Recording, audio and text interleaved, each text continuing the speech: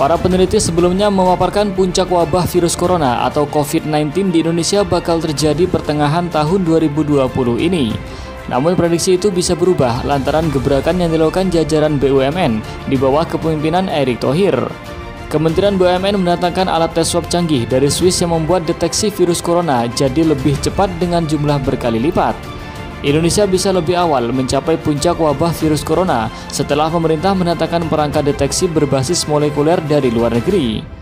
Kementerian BUMN baru saja mengimpor 20 mesin PCR yang diklaim mampu menguji 9.000 hingga 10.000 spesimen setiap hari.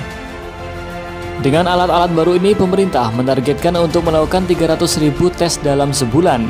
Nuning Nuraini, Ketua Pusat Permodelan Matematika dan Simulasi ITB, memprediksi bahwa dengan jumlah tes sebanyak itu, wabah COVID-19 di Indonesia bisa mencapai puncak penyebaran pada akhir April atau awal Mei tahun 2020, dengan syarat 90% masyarakat melakukan isolasi mandiri. Namun target 300.000 tes per bulan mungkin tidak bisa segera tercapai, kata Wakil Kepala Lembaga Biologi Molekuler Eijkman Bidang Penelitian Fundamental Herawati Sudoyo. Ia menjelaskan perlu waktu untuk meningkatkan fasilitas laboratorium dan melatih SDM di tingkat provinsi.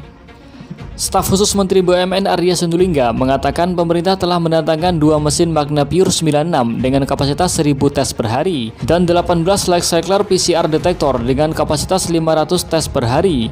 Mesin-mesin dari Swiss itu diklaim mampu menguji total 9.000 hingga 10.000 spesimen setiap hari dan pemerintah menargetkan 300.000 tes swab dalam sebulan.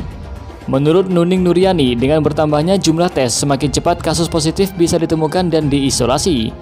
Namun perempuan yang juga merupakan ketua tim simulasi dan permodelan COVID-19 Indonesia itu menekankan bahwa peningkatan jumlah tes perlu dibarengi periode isolasi. Sebelumnya dengan kapasitas tes saat ini dan aturan pembatasan yang longgar, yaitu hanya 30-60% masyarakat yang melakukan isolasi, sementara sisanya bergerak bebas. Ia memprediksi puncak wabah tercapai pada awal Juli dengan durasi wabah 10 bulan.